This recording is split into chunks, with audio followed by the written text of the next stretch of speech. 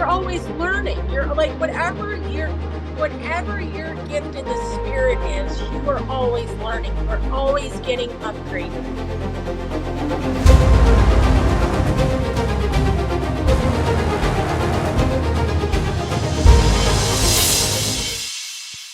Hi, everybody, and welcome to the show. Today, I have a very good friend and a special guest, Heather. So, Heather, how are you today? I'm good. How are you today? I'm doing really well, especially because I get to see you this morning. So, that's great. And hi, everybody out there. Okay, so just quick background. We've known each other for, I don't know, I guess maybe 6 months or so, maybe a little less. But interestingly enough, I was thinking about it this morning. I actually don't know much of your background. Like I know who you are now and the things you do now, but I actually don't know anything about, your growing up and how you're raised or any of that. So what I usually like to do is get a little bit of background, like as far as spirituality goes. Like, did you grow up in a religious family? Were your parents atheists? Did you hop around? So what's your background as far as that goes? So I grew up in a household that my father was atheist, and my mother and my grandparents, who also lived in the house with us, were Catholics. But my mother had been kicked out of the Catholic Church because, circumstances had it she got pregnant out of wedlock. And so she was, shunned from the Catholic Church. And so, but there was still those undertones in the house. And there, there was a lot of, like, back in the 70s, you had the TV shows where, you need to turn or burn. So I was like, to hell my whole life. Um, and then when we were younger, there was a Baptist church that had a little bus that used to come around in the neighborhood and picked me and my little sister up, and we would go every Sunday because it was like we were dirt poor. So it was like a nice outing. We got Mm. to do stuff and got like snacks and things like that. And I don't know what age it was around. I would say like 7 or 8. I actually did, the prayer of salvation and received Jesus and was baptized. I chose to be baptized. Like I can still, that was like one of those moments in my life that are etched in my memory. Okay, And so were you not to cut you off, were you baptized in the Baptist church then or yes, the Catholic church? the Baptist church, because Ba- my mother didn't go to church after she was, oh, shunned. yeah, Right. she wanted nothing to do with it. She took on a lot of stuff that she was not good anymore because of what had happened. So, Right. we went to the Baptist church, me and my little sister. And so then we moved out of New York because we lived in New York, and we moved out of New York and moved to Virginia, and I didn't go to church anymore. And you know how people say they're an Easter and a Christmas Christian? Oh yeah. Mm-hmm. I was a weddings and funeral Christian. The only time I was for weddings or funerals. Oh wow. Okay, I actually never thought about that, but yeah, you're right. Okay, so now you're in the South all of a sudden. And we both know how the South is uh different as far as like pushing religion and things like that. So now you're in that environment. Did anything sway when you moved? No, well, no, like so my swaying was like around 14 years ago. I've always been a believer. Like I've always had Mm-hmm. faith, always believed in things unseen. And I've like walked in different areas of it. And like 14 years ago, I was going through a horrific divorce. It was like the War of the Roses. And we are now since friends. Mm-hmm. Um, yeah, it was just awful. It was extremely awful. The emotional warfare was insane. And I Wow. had just come to such a breaking point. And in my breaking point, I had I was journaling and I was so broken. I didn't realize what I was journaling. Oh my. So And was it like automatic writing almost? it must have been because when I went back years later and I read it, I Uh-huh. was, I could not believe. That you were the one that wrote it. Yeah. Yep. Wow. So I was like crying out to God, creator, source, whatever you choose to call him. You know, I call him God. Hmm. Um, I I was crying out like I can't do this. Like I don't know how to do this of my own. I can't do this. You have got to come and help me. You have to show me. And I was crying that out. Well, when I went back and I read that journal, I had been writing him letters, dear God, Oh wow. I need you to come and help me.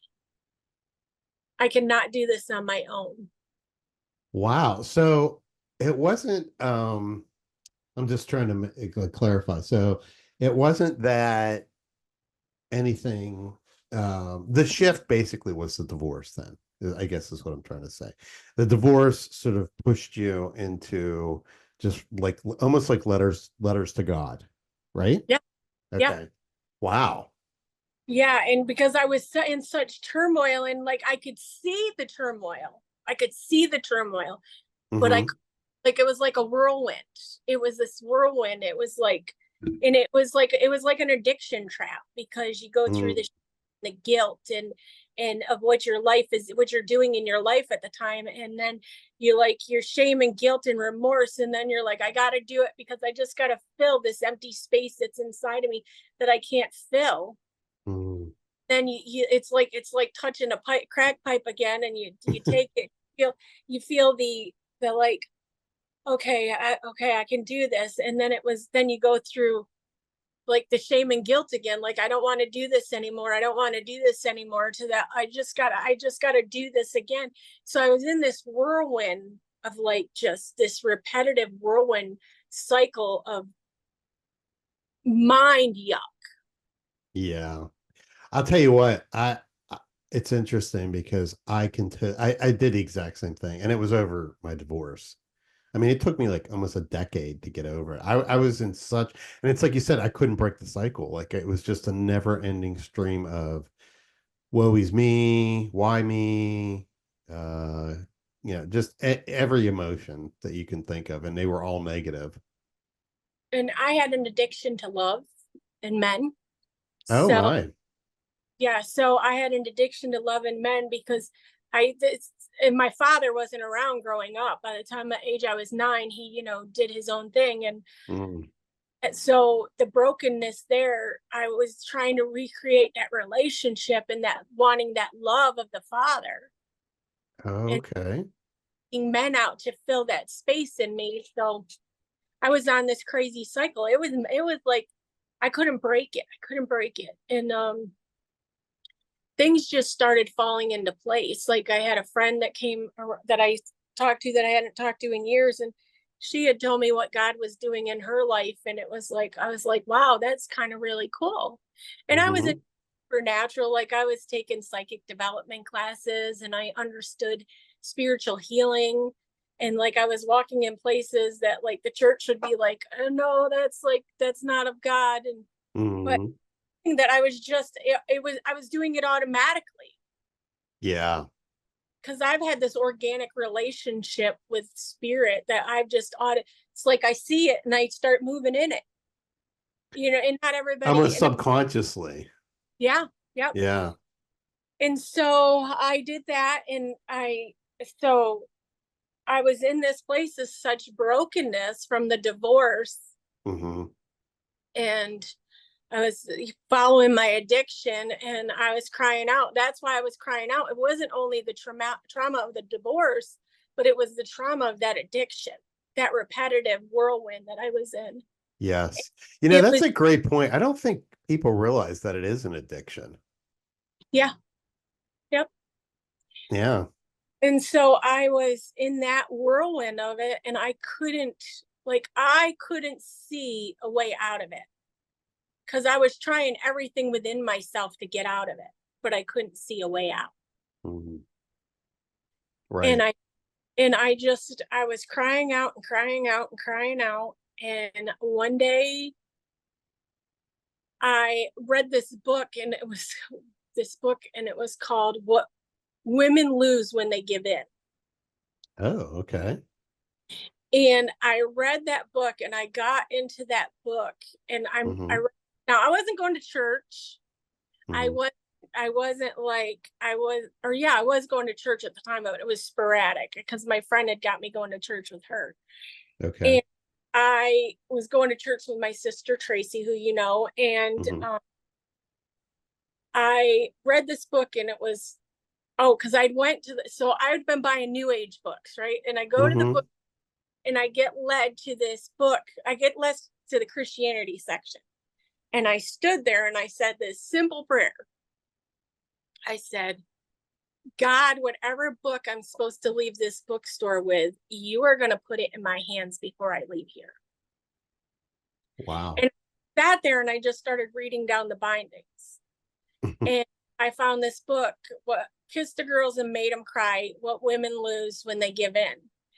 And as I was reading through that book, I come to the scripture of the woman who they brought to the temple court and they wanted to stone for adultery. Hmm.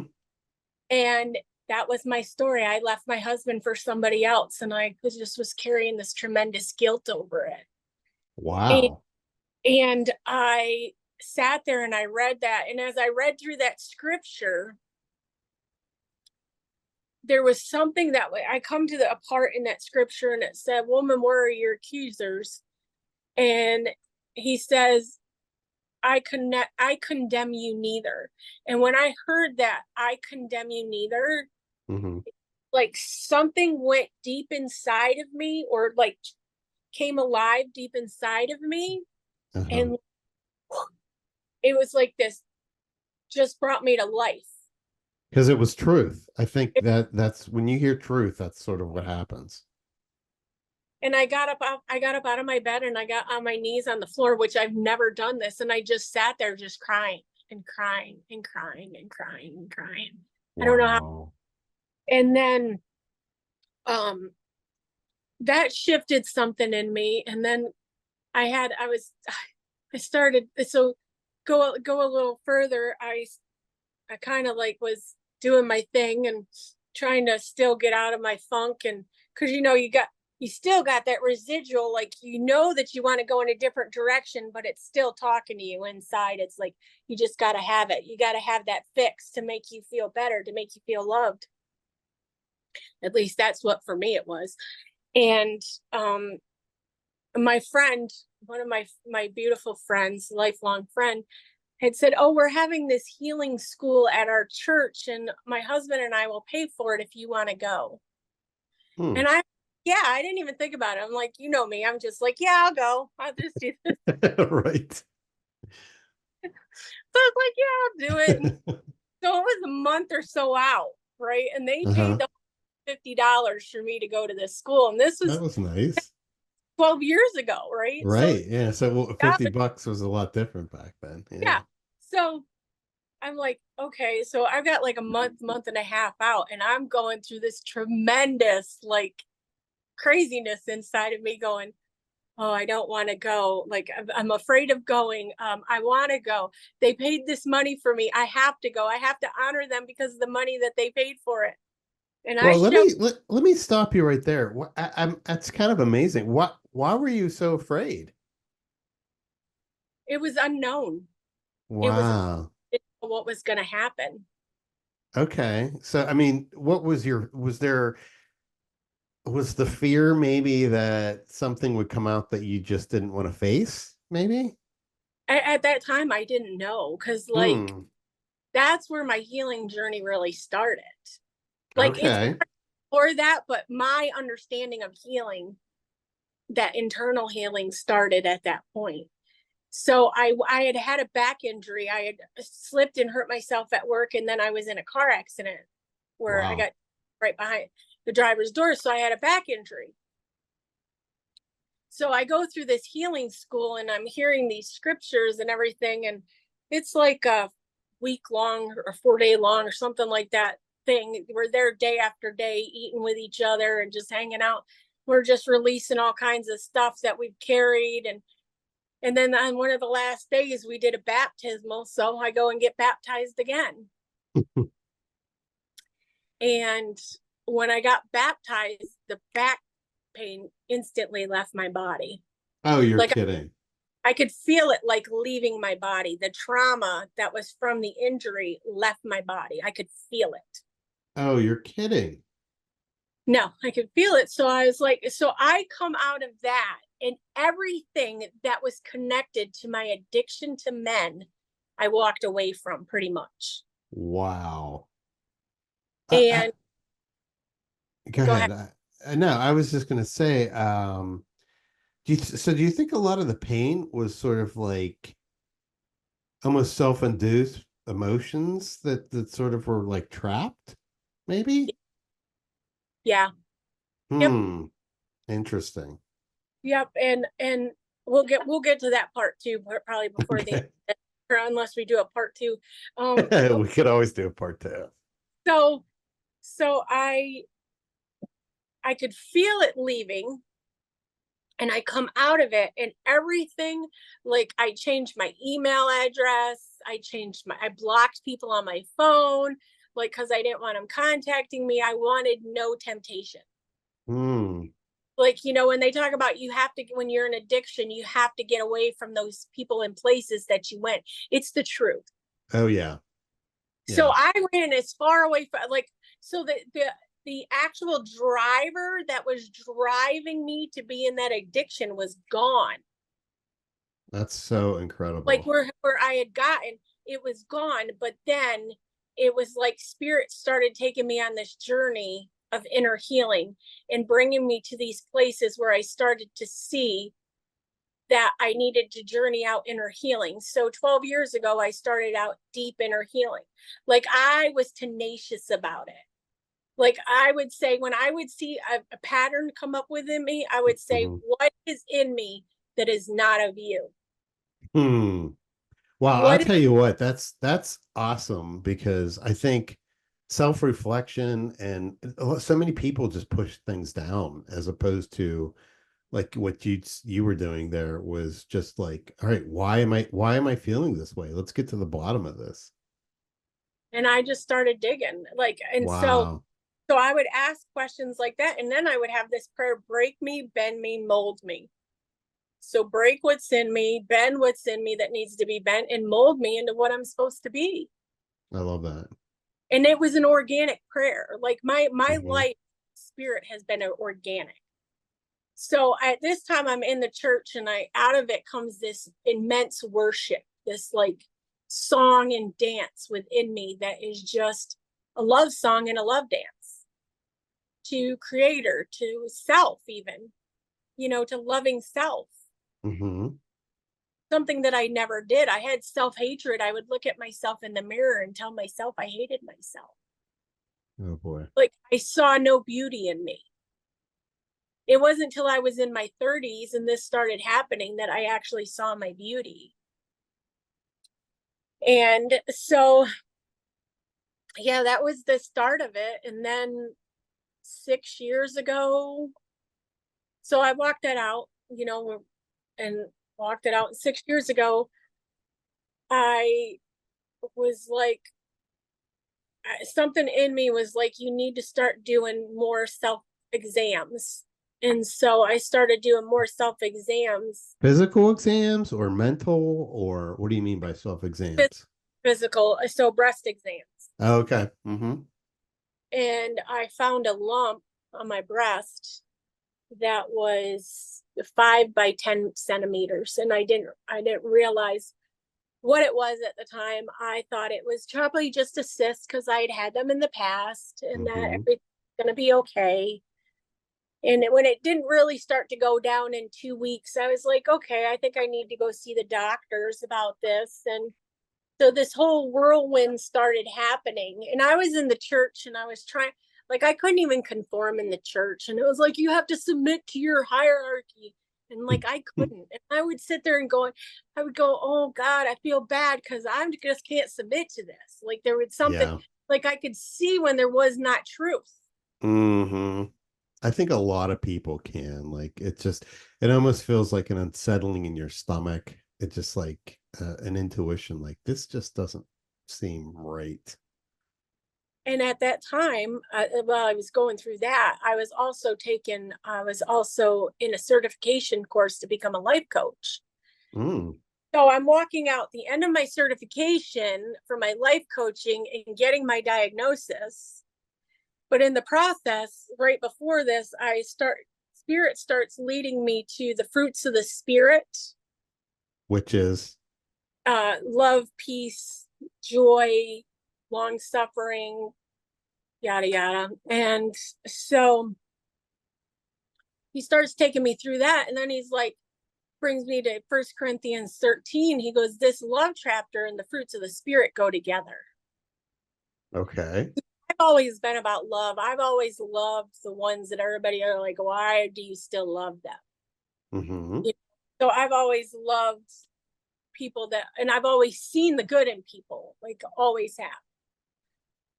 And so, like, for him to really highlight that to me and then started showing me the love languages, the 5 love languages or appreciation languages if you're not in a relationship with somebody, if it's more like a work type situation, and then also communication styles. And he was showing me the uniqueness of human beings, that there's no two scripts that are alike when it comes to our lives. Agreed. And we've been made to put in a box. So, Hmm. so I get the diagnosis and I have well-meaning Christians praying prayers of fear over me. And because I'd been healed of a lot of fear, I could Hmm. feel their fear being prayed over me. Hmm. And I know their heart was out of love, but it was Yes. a place of fear. Yeah. And so I um I would stop people in the middle of their prayers and I would be like, I need you to get into the spirit to pray for me. Don't pray over me if you're not in the spirit. And they were like, they'd be blown away. So Oh. I then they would come at me with books. They would send me books and they would send me articles about healing. And then they would tell me I have to find every scripture on healing. And that is what's going to work for me and bring my healing. Right. There was something inside of me. I was just like, the old Heather wants to come out and I just want to throat punch you. It's like, cause she can show up sometimes and be a little wrangling. And I am aware. yeah, it's all in love though, Jeff. I know it is. I know it is. But It's I know what you mean though about the throat. I had those thoughts in my head before. and so I was so frustrated in this because it's like, Mm, did you just go to what you've learned and throw something at me, or did you actually go to spirit and say, what is this? good So point. that's where I was frustrated. So I'm like, what is this? Hmm. And like I tell people, I don't know if it was 2 days or 2 weeks later, but I was driving to an appointment and spirit said to me, didn't I heal the blind man different ways? And I said, yes, you did. And then he says, remember, they came to me and they said, who sinned, him or his family? And I said, neither. This is for you and the glory to be revealed, or however that scripture goes. And Right. in that instant, I knew that that was my word for my season. It was Hmm. I sin that caused this to happen. And it wasn't because of anything that my family did. So I go and I get the DNA testing for breast cancer. And because just so my family has peace, because they want you to have like the next the Sure. first degree relatives, because they can be more susceptible if it's in your DNA. So I go and I get the test and it's not my DNA. So, which is funny because then spirit goes, I told you it wasn't in your family. Hmm. So, so I do that. And then I start walking it out and I have this immense peace because he gave me that word. I have this immense peace, and Hmm. journeyed it out. I had immense peace, and I went through chemo and I went through uh, pneumonia Wow. within the first 2 months of having chemo. I was in the hospital for 5 days with pneumonia, and I'm still laughing and joyful and at peace. And then I go and I have a double mastectomy, and my doctor, Wow. like, Heather, my surgeon was like, Heather, I don't have patients that go into surgery like this, that I will sit there in the room joking and laughing and just having so much fun and joy before I go into surgery, because I realized the state that your body's in when you go into surgery is really going to make a big difference on how your body heals. I agree. And that's great that you said that. I mean, I have never heard this story, but it was interesting because a couple weeks ago we had lunch in South Carolina and you had just gotten chemo and then went out to lunch. And I was like, who does that? I was like amazed at like your stamina and your positivity. It was awesome. So I brought that into all my appointments when I would Amazing. interact with the staff at the cancer center and when I would interact with the patients. I just brought love and joy and peace. And that's the way I lived it. And then, it was like, as things started being revealed, I started realizing that there was a reason why I was going through it on a bigger spectrum, which Hmm. was a hard time hearing this, but I was doing it for the collective. There was things I was doing for the collective in it to release them from the legalism they had been in. Interesting. Yeah, Yeah. and spirit started revealing that to me. And so there was one time I had somebody, because I had an infection. I got radiation burn and had an infection. Oh And a God. person asked me, I don't understand why God is still, like, why God hasn't taken this from you because of the person that you are. And I was like, so I got frustrated because the person said it. So then I'm like frustrated with God, which I hadn't been. And he's like, you're so small minded. This is bigger than what you think it is. And I just, Absolutely. and I just sat in that and I was like, okay, he didn't have to explain it to me because I don't need him to explain it to me for me to understand. I just come in agreement with what he's saying and I release it. Amazing. Yeah. And I think and that's a good lesson right there. and so in that started my next awakening. Like, Okay. so I believe there's levels of awakening. Oh, So absolutely. I totally agree with you. when I got that, it was like, okay, I don't believe what I've been taught in the church all this time. And what was shown on TV, like there was something, like I saw legalism not only in the church but in the world. And I was like, so I started hanging out with people outside of my general area that were online that I just felt like resonated with me. You know, Hmm. these well, our ragamuffin group, as I would call them, were just like a bunch of misfits hanging out, just loving each other. Yes. And it's a beautiful thing. So I remember, like, the first meeting, I was so sick because I had that infection. I Uh, went I went out to Jackie Extra Myers in Western New York with a group of people. I drove 6 hours, sick with infection, to oh go to my the. God. And I got there and I called my younger sister that night and I said, "You and the kids might have to drive out here to get me. I don't know if I'm going to be able to make it. I will call you in the morning and I will let you know." And I decided to stay. Well, Tracy ended up coming out there as well, my sister Tracy. Uh-huh. So her and I were at that meeting together, and still in our brokenness. Like, we still had a lot of family brokenness.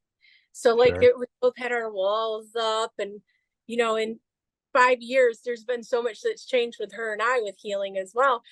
So we're going through this, but the love, this group of people that we all came together, it was like love, like I don't think anybody that was there had felt before. Yeah, I'm with And you. And it was like a breaking open. And so then, like, over the last 3 or 4 years, like annually during May, we bunch of us go out there to meet together, and it's almost kind of like we get rejuiced, Mm-hmm. do our thing, and break things open some more, and then along this journey, I just started to realize that some of the things that I've been taught, I don't really believe in anymore. And they just started to wash away. And then my thinking started changing about people. And yes, I've always loved people, but then even love them to a deeper extent. Mm-hmm. And just because they did something doesn't mean that they're bad. They were just told that they were bad. Yes. And that's part of the problem is so many of us just people say things about us or even our own thoughts about ourselves, and we just carry them around and drag them behind us like they're real things. And then, back in November well, I'd been happening for a while, but back in November of this year, I was having dizzy spells and all kinds of craziness. And I went to the emergency room, and they found a nice little mass on my brain. Mm. I had to have a craniotomy. So they went in and took out some of the mass that was on my brain and found out that the breast cancer had decided it wanted to hang out in other places. And Unbelievable. Yeah.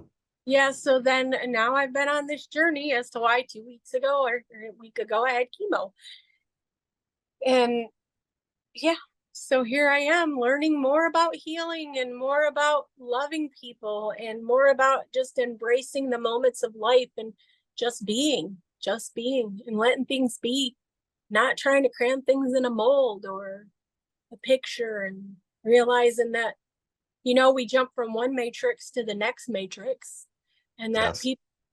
people are now making up a whole nother matrix and putting us on another hamster wheel, and I refuse to get on it. Which one are you referring to when you say a whole nother matrix? Well, the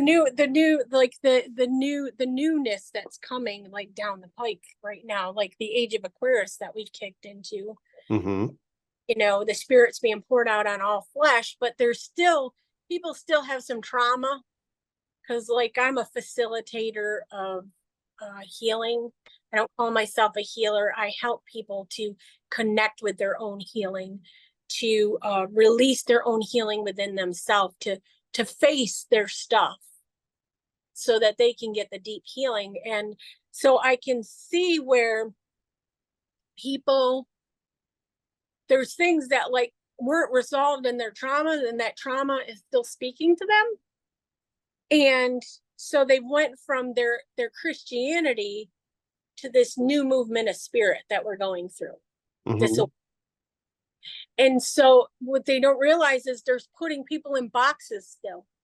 People are trying to conform to this new way of spirit, and they're trying to jump through, well, I need to get this teaching and I need to get that teaching, and the spirit is the teacher. Yeah. Oh, that's so important. Yeah, you're absolutely right. Mm-hmm. Spirit is the teacher, and it's yes, we need the collective and we need each other, because as we come together we unlock things in each other. Mm-hmm. Yeah, I mean, that's, I've said it before. That's one of the reasons I'm doing this is because I kind of want to show people like there's not one path to what we're going through. Like there's 8 billion people and there's 8 billion paths. Like everyone is totally different. And I do notice that too, like you said, um, just like some of the online groups and stuff, like people get really pissed, like, that's not right. That's not how I did it. And it's like, of course it is how you did. Like everybody's different. Right, and it's getting, yeah, we can tell, like I can say to people, this is how I did it. Like Hmm. I can tell you, Jeff, this is how I did it, but I can't tell you, Jeff, that that is how you need to You're do it. yes. Can do is I can sit there and travel with you, and I can ask you questions about yourself to where you open up to see what path Jeff needs to take. Yeah, you know what? That's interesting. Let's get into that a little bit, because it's really fascinating because I've actually seen this firsthand with you, and you just sort of have a knack for, I don't know, like knowing what people need and then sort of relaying it to them somehow. Is that is that accurate? Yeah, so I had on the job training.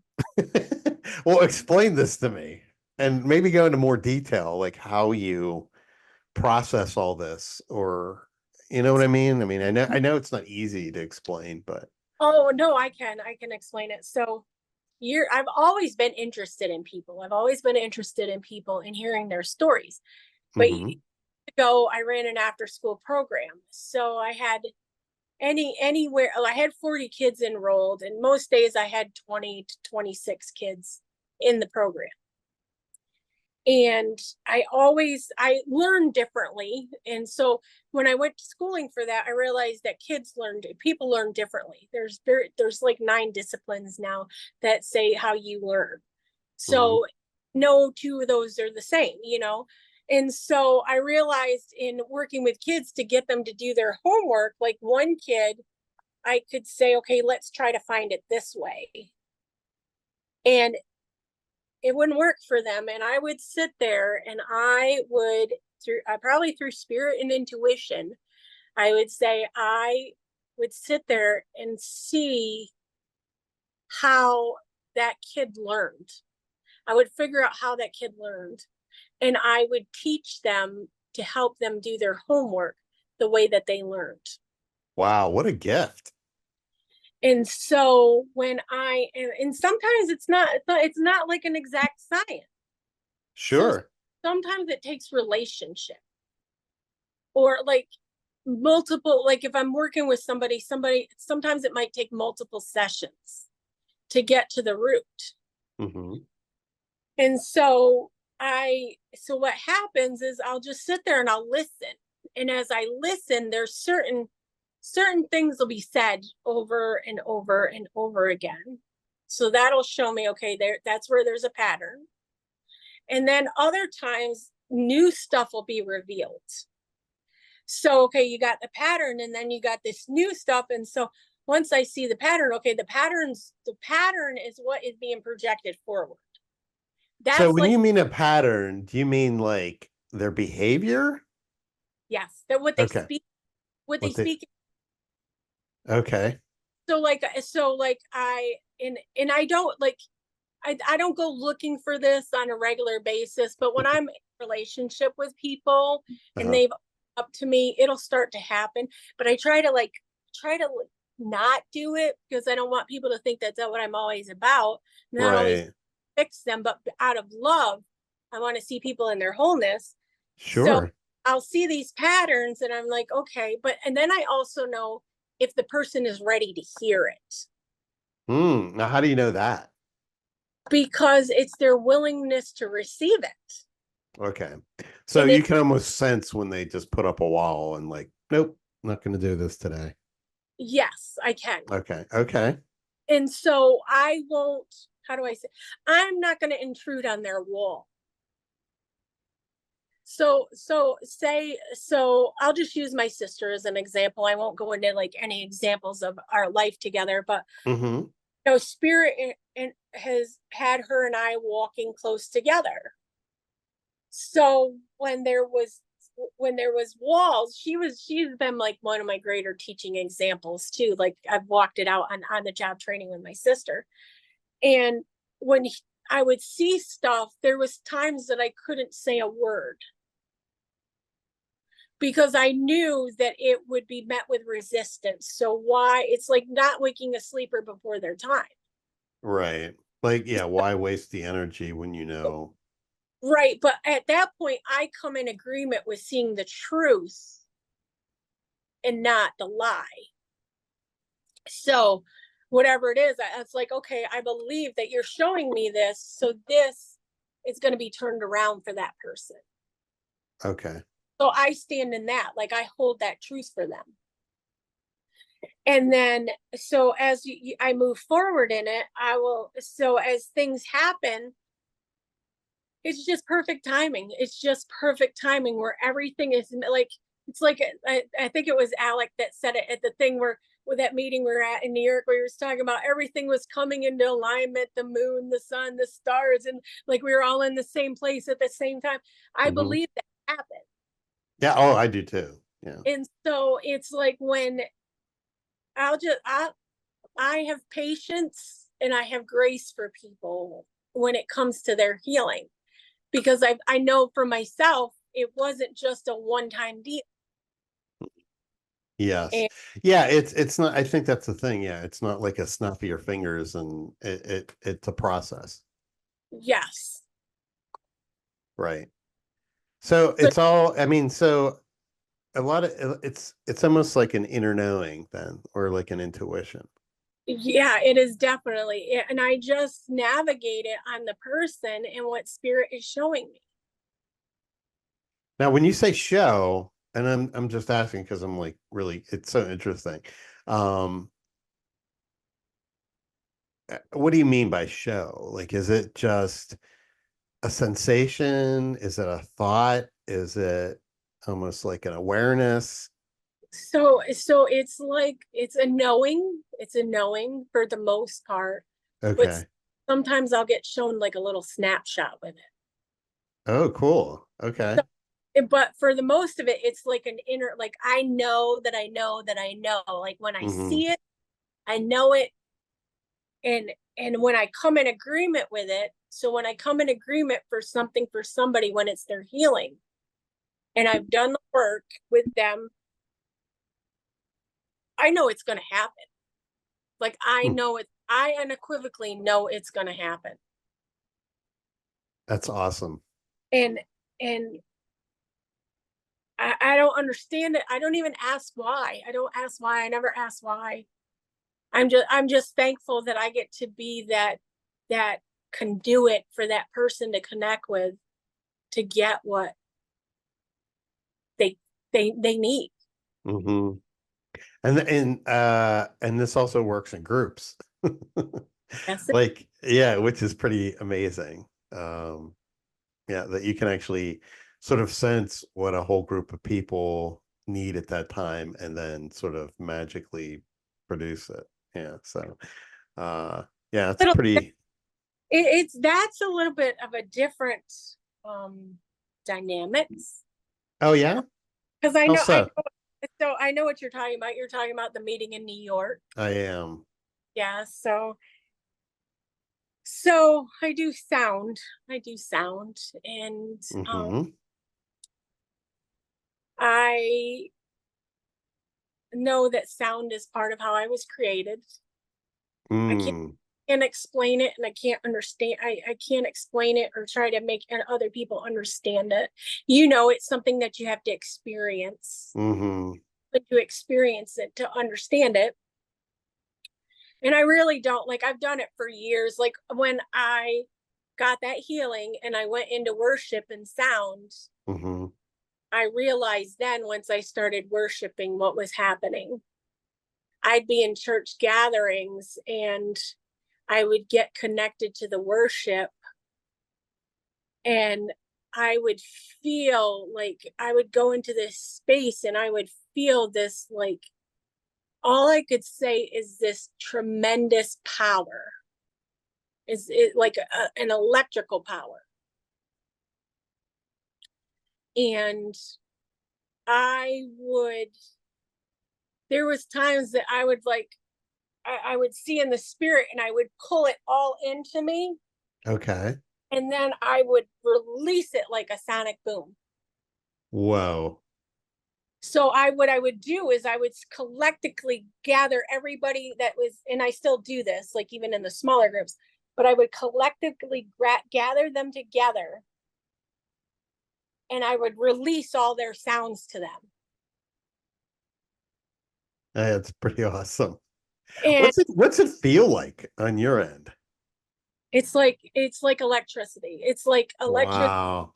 It's awe and adoration. Mm-hmm. It's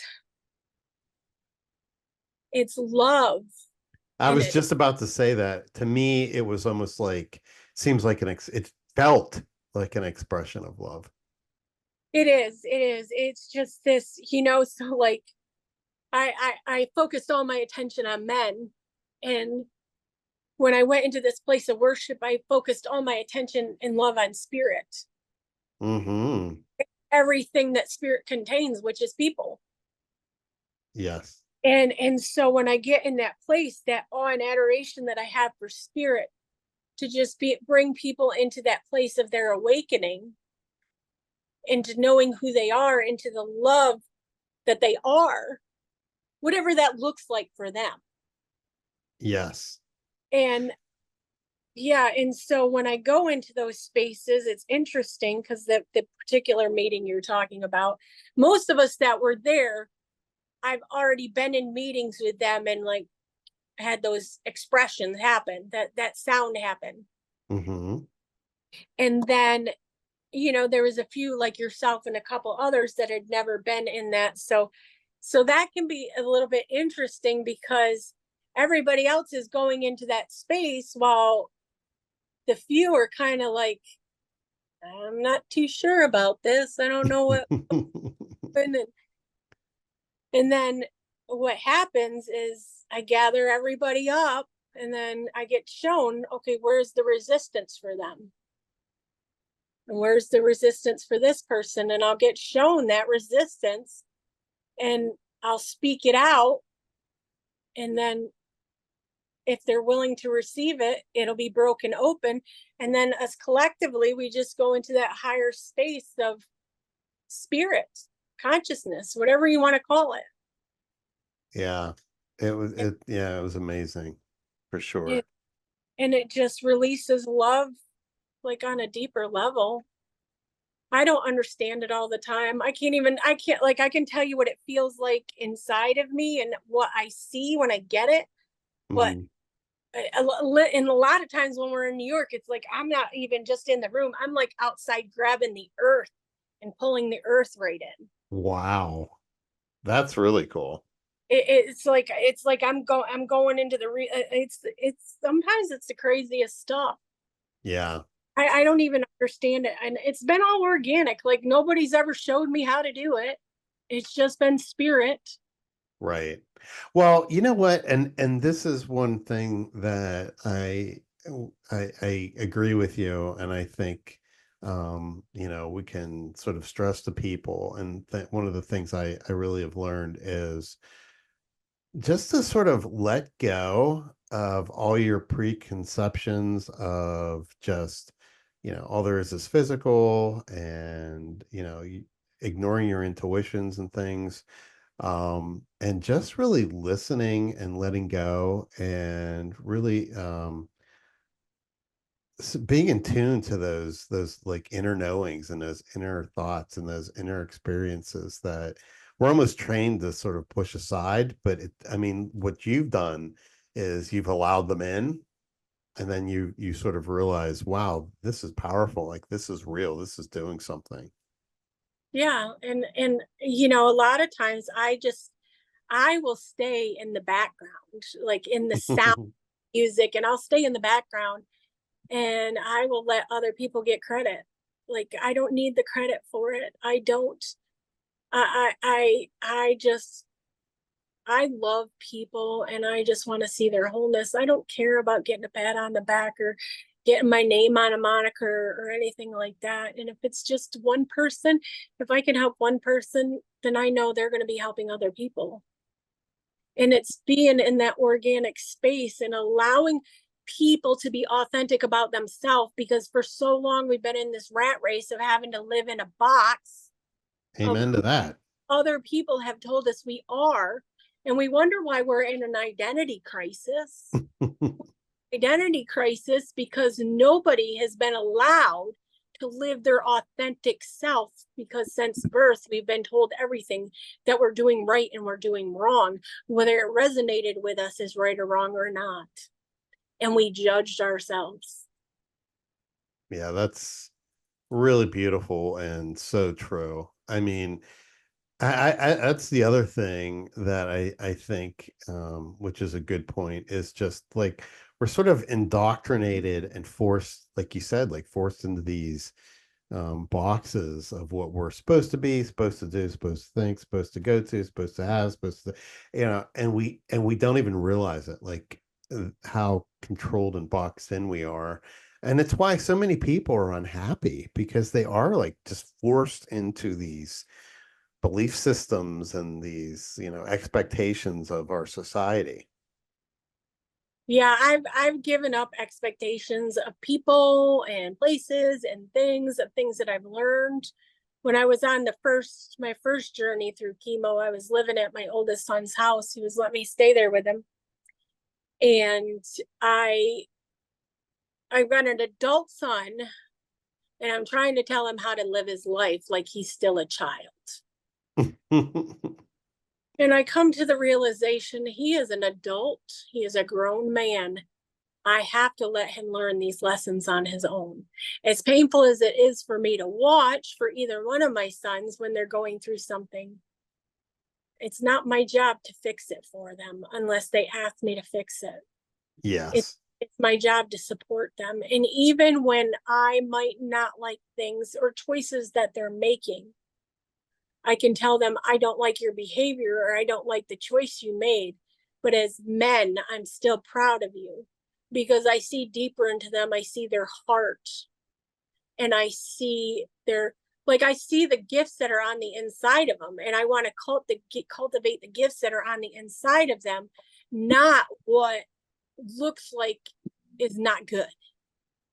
Because those are things we just judge. It's not like it might be good for that person, or they might be Yeah. struck, and that's still okay.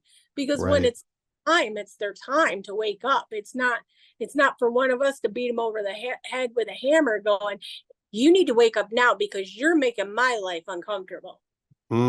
Great points. Yeah.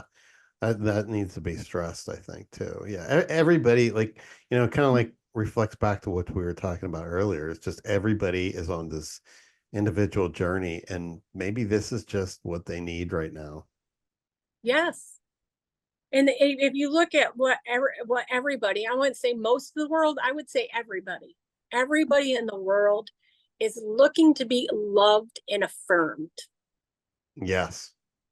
Yep. Loved and And the problem is, though, they're looking for it in all the wrong places.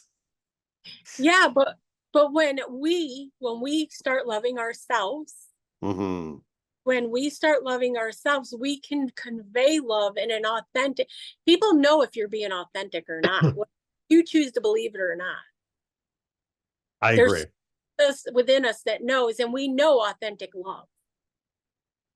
So if we are being authentic with our love to other people, they will know it. They might not be able to understand it or receive it in its total, but they will know. Yeah, I definitely agree with that. And that totally resonates because, yeah, because just through experience and everything, and it's beautiful when it happens. And people can only receive love to the point that they love themselves. Ooh, I never thought about that, but I love that point. That is dead on. So I'll give you an example. So living with my son, and he had his girlfriends that lived with him, I would cook and they would not eat my food. And I was like, what is wrong with my food that they won't eat my food? Hmm. So I'd went out to a May thing, one of the meetings in May one year. I was still living in New York at the time, and I was driving home at the end of that meeting. And as I'm driving home, Spirit starts talking to me about, why they can't eat your food? Because you cook your food with love and they can't receive your love. Whoa, that's And awesome. I was like, oh, okay.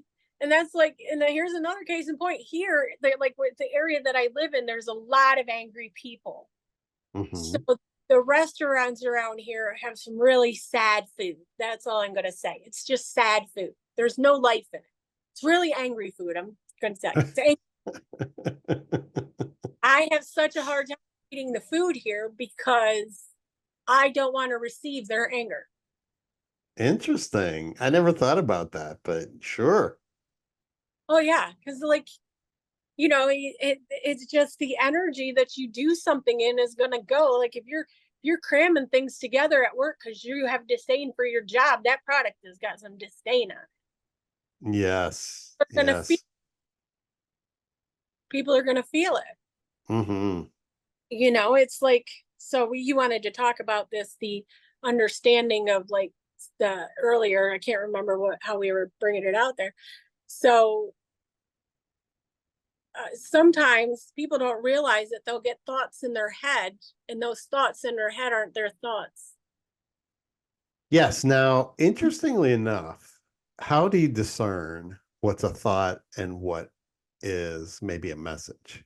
Because I sort of just, again, we were just talking about this. I sort of have this intuitive knowing, and you can just sort of tell, like, it's not the usual gibberish random thought that goes through your head. It's sort of this powerful, decisive message.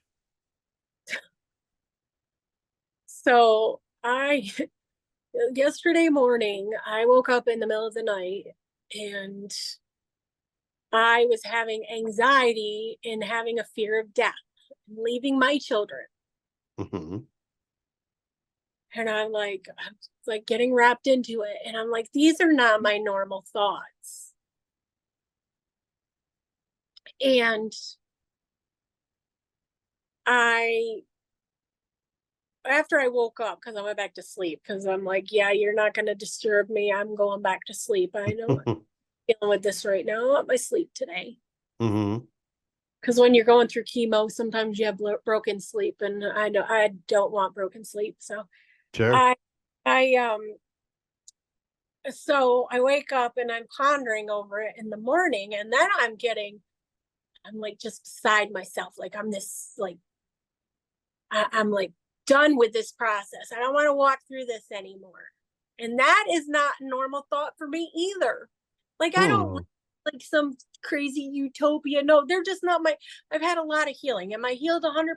I don't think so, but I've had a lot of healing. And so I'm like, what in the heck is going on? But I could not shake this like thought of like despair, and I just don't want to go through this anymore. And so I reached out to a couple friends. I'm like, hey, can you just lift me up today? I just need to be lifted up. Hmm. And I'm sitting here and I'm still having it. Like, what in the heck is going on? And then I'm, it's like I need to call somebody and talk to somebody. So spirit drops like a name in my, like, just I get my note, oh, call this person.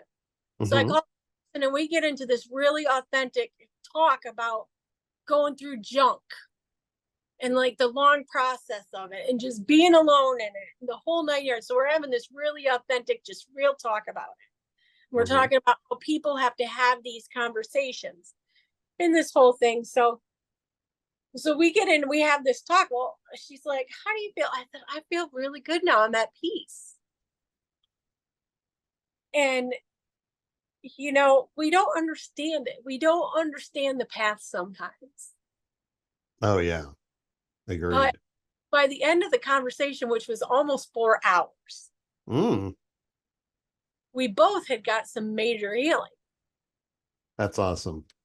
So it was this place where, like, because I didn't try to like reason away the feelings that I was having. I didn't try to like be like, I just was like, okay, lift me up. But I knew I wasn't supposed to talk to those two people. I was just supposed to ask them to lift me up.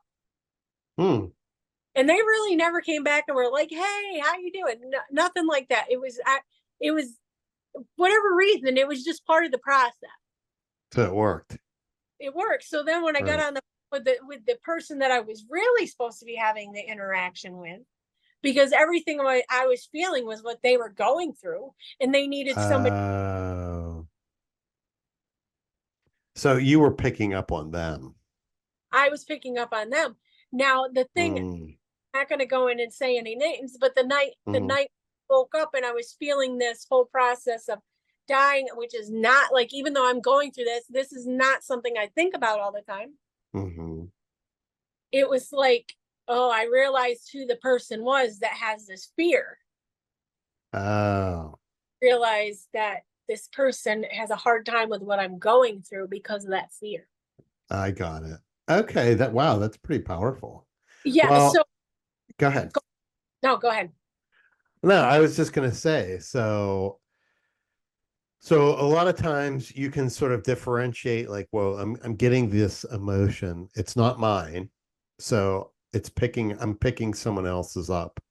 And then you try and sort of figure out who that is, or you sort of intuitively know. I, well, I kind of like, it's almost like a process that my spirit starts doing within me. It's like this internal dialogue that's kind of like just organic, I would say, that just Okay. in myself. And this is just me. Nobody else. You got to find out the way that spirit talks to you. Right. Yeah, I This is agree. this is just the way that like spirit talks to me. And and because I've walked through a lot in healing, it's like when I know that where my baseline of peace is, Mhm. and don't have peace, it's like, okay, what's going on here? And so I will go through this, is it me? Is it somebody else kind of deal? Okay. So you've sort of you've definitely can differentiate. I mean, you can definitely realize after sort of a little analyzation, oh wait, this isn't me. And what can happen is because if you've had thoughts like that, as you're getting healing, and Mhm. when you go into that place where you're taking all your thoughts captive, and you're taking your thoughts captive and you learn to take your thoughts captive, you realize when these intrusive thoughts come in, you I did it for a season where I would come in agreement with them because I was so used to them. But then they Mm. started to be my guide for others. So Oh, okay. there was someone around me that was having really intrusive thoughts, and I started noticing, and I was taking the thoughts in with everything that I was going through. I'm thinking, these are my thoughts, I'm going through this, I'm and I was taking Mm. on, and it would take me, like, I would be in it for like a couple days. Wow. But then I started noticing the patterns of the people around me. So That's I really cool. so I started realizing that when I was having these thoughts, within a couple of days of these thoughts, a person that was around me was having some destructive behaviors. Mm. And then it clicked. And it clicked. It was like after the Mm. third cycle of it. It took me 3 cycles doing this. Hey, at least you figured it out, Right. right? So that's why, like, for me, sometimes it's not like an instant. Yes. So Yeah, I don't want, I understand. Yeah, I mean, I don't think when you're dealing with stuff like that, I don't know if it could ever be instant. no. And it's because you're always learning. You're like, whatever your gift in the spirit is, you are always learning. You are always getting upgraded. Yeah, I believe that too, for And sure. so as you're always getting upgraded, like, because as human beings, as the collective, we're getting upgraded together. Yeah. So it's like it's and I don't understand it, Jeff. I really don't understand it, and I don't try to understand it. I don't go and research it. I don't Hmm. go and I'll like talk with my friends and stuff, but I simply say silly stuff like to spirit, hey, if I'm supposed to have that, then bring it to me. Yeah.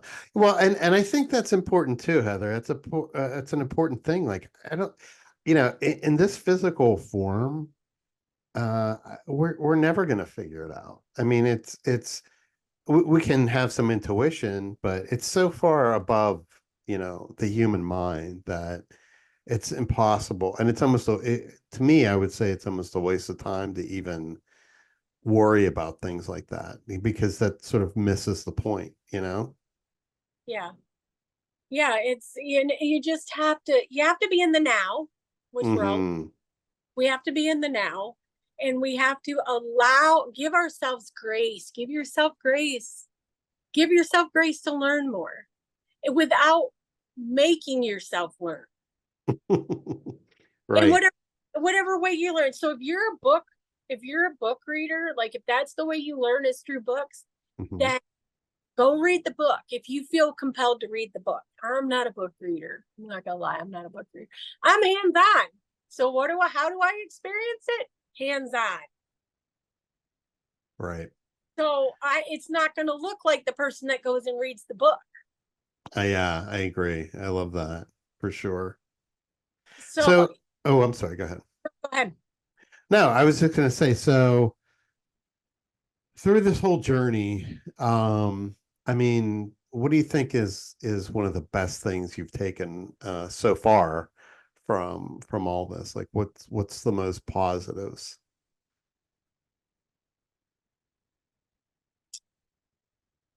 Well, as best as I can, because I still have my rough edges. Is Who doesn't, right? is just to be, and I think I'm harder on myself with that. Like I judge Mm, myself in that area. mm-hmm. Is just it's like the grace that we can give people. It's like that's my favorite takeaway from this. And to and be in love. Like I love. Like I love it. Yeah, That's so awesome. it just in all of its forms, in a baby, in a mother's, child's love for their mother, Mm-hmm. friendship and, relationship with, a prospective partner, and for the man down the street. Do have I mastered it yet? No, I don't no, know if any of us ever will. no, but I Mm-hmm. love and I love people to know that they're loved. So that's like my takeaway from it all, if I could say it. Just and I have to say that I I enjoy seeing people grow. I do as well. It excites me for them when when I've got to watch somebody grow from places of despair Mm-hmm. and self-loathing into a place of just I love myself and I love everything that's around me and I just embrace the new and I want life to be amazing. It, I would say that's my greatest takeaway of this is just to see how a human can grow. Oh my God, that's so amazing. And yeah, I that's one of the my favorite things about you is just how loving and giving and just your unique gifts and everything about you. So that's amazing. So another question, not to Oh, tear you not to tear you up again. that's, But but okay, so what is God to you? oh God, that's like the hardest question, Jeff. I know it is. I don't know. That's an honest answer. At this moment I don't know. I know that I know what he used to be to me, and I know what I'd like him to be, Hmm. but I'm relearning it all. I'm relearning it all. Yeah, I think that's important. It's almost like we never stop the learning. I know that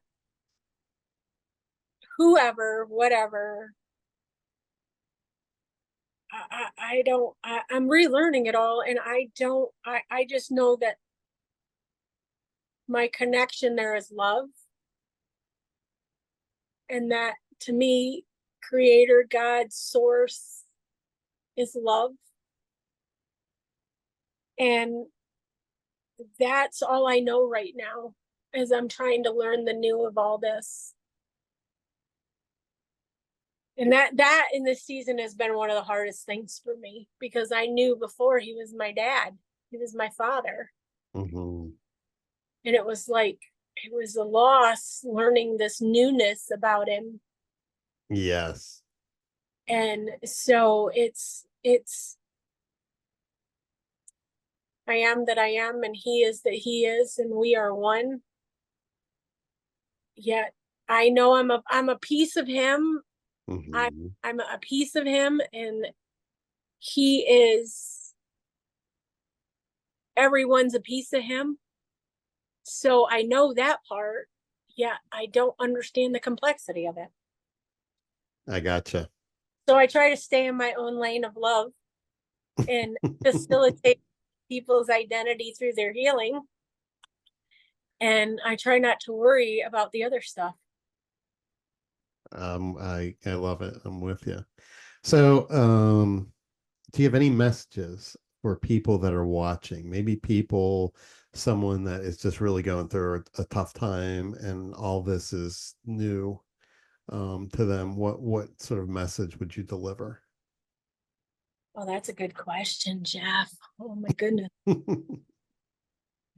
I would deliver give yourself grace, trust your intuition. And if you're feeling like you're lost and you don't know what direction to go, try to go back to your center. Your center is where it's quietest for you. You know, if you can just take a second to go back to your center and ask the hard questions. Who can I talk to about this right now? Do I need to talk to anybody about this right now? Is there anything, spirit, you can show me to help me to move forward in this?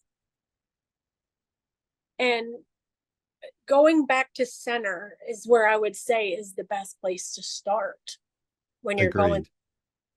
because that's where you're the quietest. It's where your peace is. And a lot of times you might not know where your center is, but if you allow yourself just a minute to get quiet, you'll start to realize where your center is. I love that. Yeah. Well, Heather, I cannot tell you how much I appreciate you coming on with me and giving your time. I love the conversation. I definitely think we can do a part two, which I would love to do. Nope. And yeah, thank you so much for being here. Thank you so much for having me. I appreciate it. And I appreciate your time and even asking me. I'm honored. Hi, everyone. Thanks for watching the video. Remember to subscribe and like, and I'll see you next time.